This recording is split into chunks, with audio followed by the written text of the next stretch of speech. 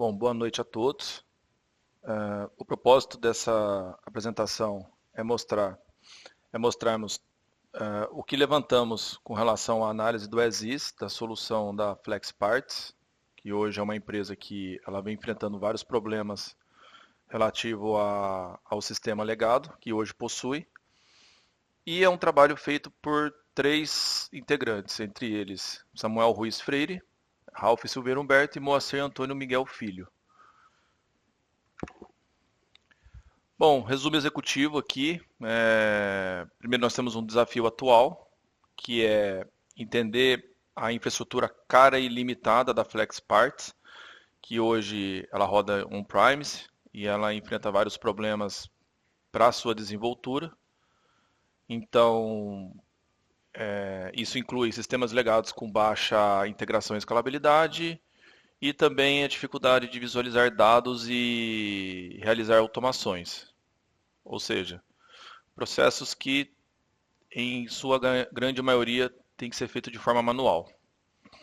E a solução proposta aqui é entender a migração dessa solução para uma nuvem, utilizando o Refactor mais o Replatform, e utilização de tecnologias modernas, fomentando SaaS, Data Lake, IoTs, para comunicação com dispositivos e IA generativa. E qual é o resultado esperado? Seria a redução de custos operacionais, escalabilidade elástica e inovação acelerada, até para atingir o time to market, para podermos proporcionar para a FlexParts gatilhos de negócio que sejam atendidos na tecnologia pelo tempo esperado e seguranças robustas e compliance, como a LGPD e a CIO 27001. E o que será feito para plano de execução? Primeiro que o plano será dividido em 4 fases, entre elas o planejamento, infraestrutura, refatoração e modernização, em um prazo de até 15 meses para refatoração e migração, e definição de governança, segurança e suporte operacional estruturado. Bom, fazendo um levantamento prévio, temos ali custos mensais de energia e refrigeração. Hoje a infraestrutura ela está 100% sob mando da FlexParts, então manutenção, garantias de queda de energia, no breaks, entre outros, é tudo por conta da empresa.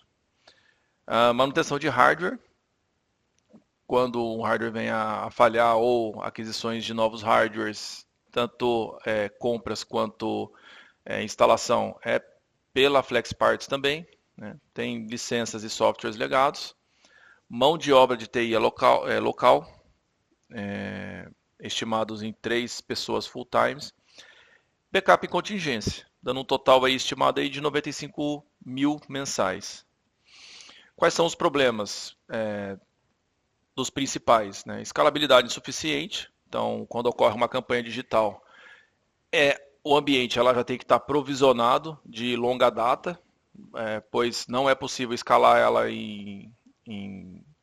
proporcional à necessidade, e uma vez que ela é escalada, dificilmente é retornado para o seu tamanho comum. Né? Processos manuais e baixa integração entre áreas, falta visibilidade em tempo real para decisões, isso se dá ao respeito do mau uso dos dados, da falta de dashboards, de relatórios eficazes que permitam realizar decisões de negócio que sejam aproveitadas em determinados momentos. Alta dependência de sistemas legados e manutenção corretiva. Então, aqui, não só a dependência dos sistemas legados, e também a das pessoas que estão na empresa há um tempo, que conhecem os legados, conseguem fazer acessos mais rápidos em pontos comuns em que já estejam acostumados com problemas que venham ocorrendo, entre outros. Limitações de mobilidade e acesso remoto. Então, no mundo em que hoje o home office ele tem aumentado bastante, as pessoas elas têm acessado os ambientes de forma remota para agilizar a agilização e facilidade para poder resolver pontos específicos. Hoje, no cenário atual, é completamente limitado e a ausência de automação para logísticas e recomendação de produtos. Vamos lá. Quais são as dores de negócio que justificam a migração? Então, nós temos aqui o primeiro ponto, a escalabilidade limitada. Então, como mencionado anteriormente, a escalabilidade limitada, ela não só dificulta na escalabilidade para poder proporcionar mais recursos para atender a quantidade de acessos, mas também há um problema muito grande quando não precisa mais desses recursos, em que, independente de estar usando ou não, aquele recurso já foi pago e ele precisa ser usado, senão é desperdício de investimento. Custos elevados, então qualquer custo de qualquer manutenção, qualquer ação da infraestrutura e operações, ela sai mais caro pelo tempo de necessidade de desenvolvimento, pela quantidade de tempo que é levado ali para poder resolver algum problema, entre outros. Vulnerabilidade de segurança. Hoje nós sabemos que códigos-fontes, bibliotecas que são utilizados nas ferramentas, eles sofrem diversos ataques diários e sempre encontram vulnerabilidades. E comunidades e até mesmo recursos legados, proprietários, eles sempre disponibilizam correções e ajustes dessas vulnerabilidades. E fazer manutenção para estar sempre atualizando, né, e requer muito mais do que apenas alterar versões. Sabemos que pode haver problemas de retrocompatibilidade, de necessidade de atuação ou até mesmo depreciação de alguns recursos que hoje o sistema precisa. E a falta de inovação. Quando nós não temos um sistema estruturado para inovação, é um desafio muito grande colocar, né? Até mesmo costurar algo que funcione em torno dela. Então aqui, né, já na setinha aqui embaixo, nós temos aqui o resultado caso haja a migração. Nós temos a escalabilidade elástica. A escalabilidade elástica ela vai nos apoiar tanto na necessidade de recursos em determinados momentos críticos, né, como por exemplo algum evento que venha acontecer durante o ano, quanto na redução de custos, quando aquele evento passa e não há mais a necessidade daquele recurso. Então, no momento que nós não estamos mais utilizando um recurso dentro de uma infraestrutura como uma cloud, deixamos de pagar por ela. O custo otimizado, então, sistemas terá, né, a empresa ela terá olhos para avaliar os custos, tanto de CAPEX e OPEX, né? CAPEX é para capitalização e OPEX é para operação. E isso reduz as despesas operacionais. A segurança robusta, então, vulnerabilidades e segurança que venham a ser necessários para poder fazer ajustes e tudo mais, eles vão ser mitigados com mais facilidade em um ambiente mais resiliente, né? E a inovação acelerada, que é o famoso time to market.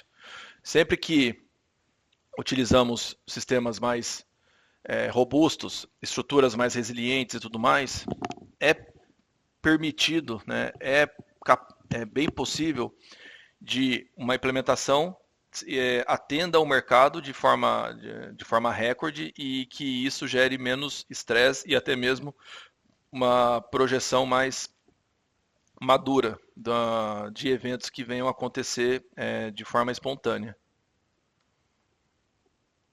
Então aqui a gente já tem uma estratégia de migração, né, que, como mencionado, a estratégia é refactory, replatform, né, e aqui vai uma justificativa o porquê de não lift and shift, né? O lift and shift ele é a possibilidade de pegarmos o que nós temos hoje e instalar em outra plataforma, né? Sendo bem objetivo aqui, seria tirar do ambiente on-premise e instalar ele na AWS. do jeito que ele está hoje. E por que não optamos por não realizar essa etapa de lift and shift, mesmo que para uma arquitetura de transição? O lift and shift ele tem dois propósitos, né? Dois possíveis propósitos. O primeiro é, nós temos um ambiente maduro, porém temos que migrar ela de plataforma.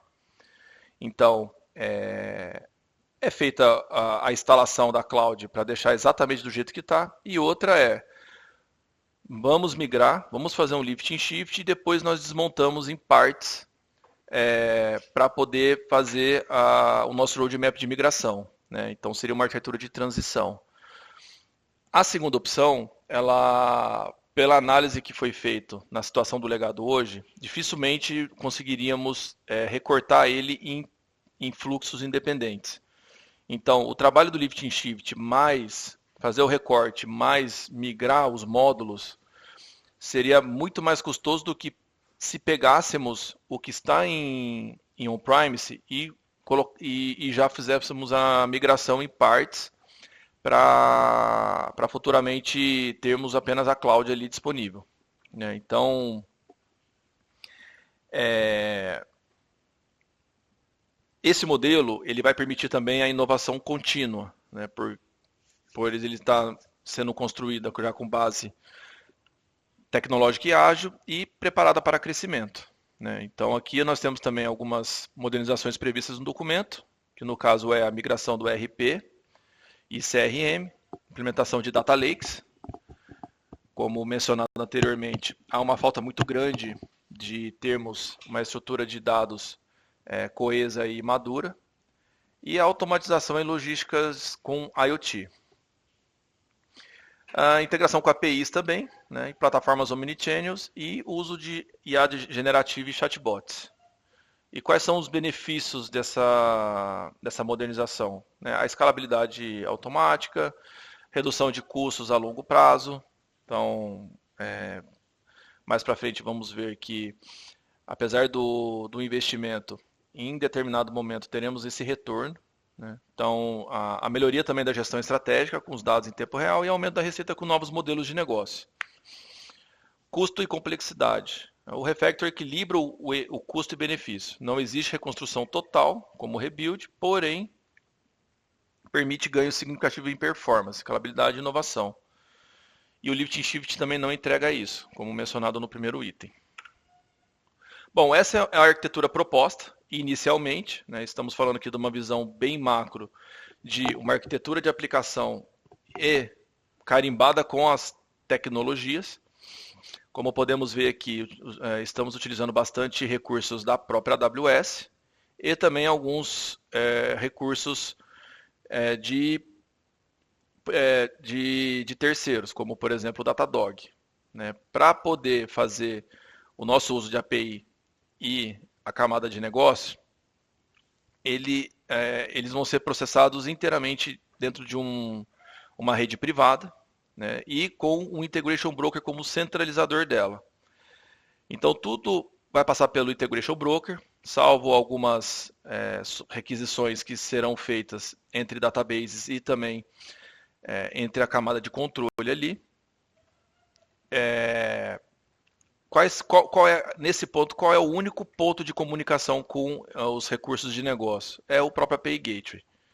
O próprio API Gateway ele vai ter uma camada de autorização, em que ela vai fazer todo o aparato da autorização e também da autenticação. Né? Então, o token ele tem que estar válido, ele tem que estar tem que ter sido gerado pelo cognito que será utilizado para autenticação, e também o usuário que está acessando ela tem que ter permissão de acesso. Aqui nós temos o fluxo de dados. Né? Como fluxo de dados, nós temos duas formas de ingestão. Uma é por batch e a outra por streaming. O streaming ele está usando o famoso ETL, onde um Data Content Replicator ele vai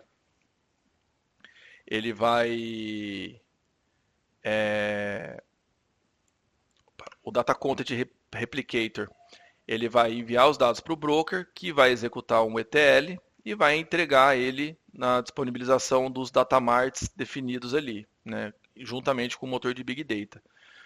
A parte de batch, os CSVs eles vão subir na camada de ingestão em um S3 e terá um AWS Glue que irá fazer toda a tratativa dos dados, né, entre bronze, silver e gold, que também vai disponibilizar os dados nos datamarts.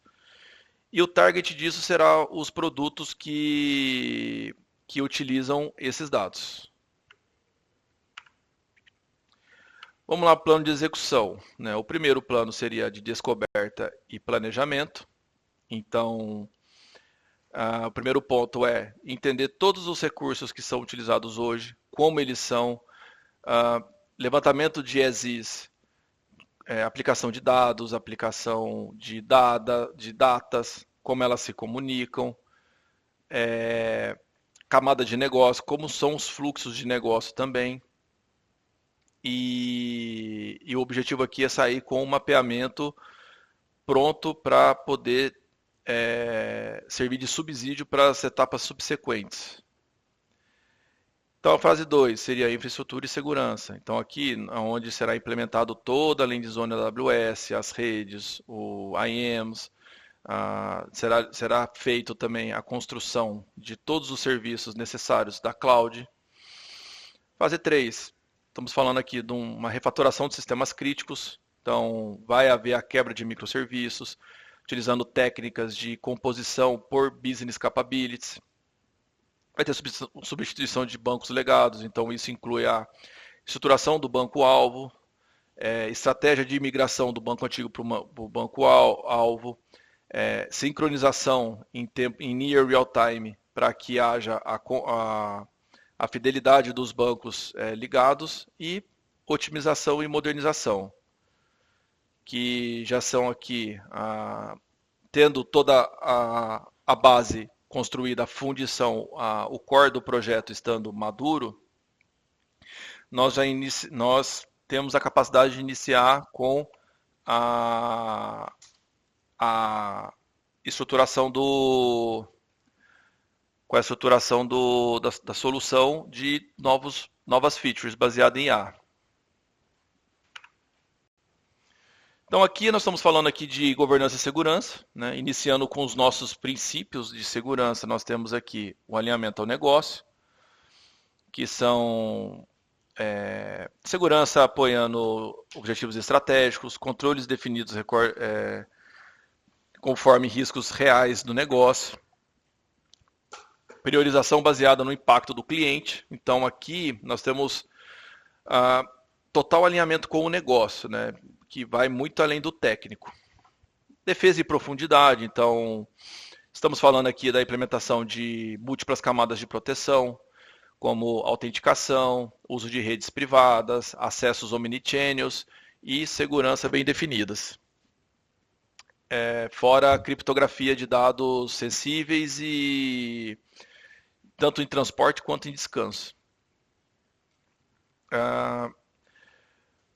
Bom, de privilégios, né? Controle de privilégio. Então, será feito um mapeamento entre usuários, perfis, grupos de perfis, entre vários outros, para poder conceder apenas o necessário para cada função. Revisões periódicas de permissão. Como sabemos, depois de um tempo, essas permissões elas ficam defasadas. E automação do provisionamento e desativação de acesso. O objetivo do privilégio necessário é chegarmos até em nível de IA generativa para nos apoiar com revisões periódicas. A responsabilidade compartilhada, né? Então segurança de todos, não só de pessoas, de algumas pessoas. Cada colaborador deve entender o próprio papel na proteção de informações e adoção de treinamentos de continuação e comunicação contínua. Estamos falando de alguns compliances levantados, né, e os principais são a LGPD e ISO 27001, evidências documentadas para auditorias e monitoramento contínuo de mudanças regulatórias. Bom, aqui, sendo bem mais objetivo com relação às métricas, nós temos aqui 5 principais, que é Sistemas com MFA ativo, então a autenticação de multifator, ela tem que ter 100% de cobertura em sistemas de alta criticidade.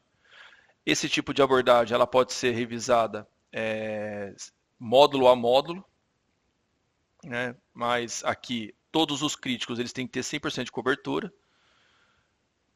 Backups e restauração. Então, backups eles têm que estar 100% cobertos.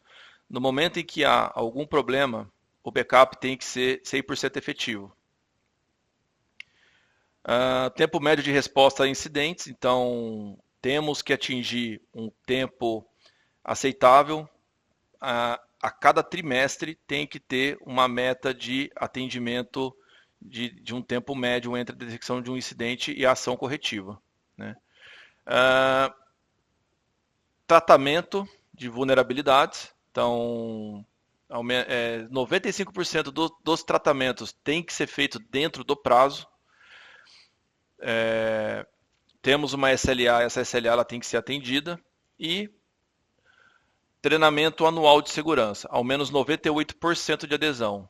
Tem que ter 98%.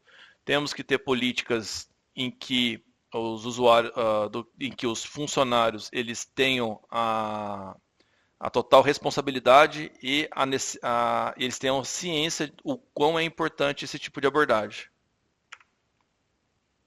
Aqui estamos falando um pouco de estimativa de custo mensal, né? Estamos falando aqui de um valor que inicialmente podemos dizer que é bem acima do que hoje é utilizado.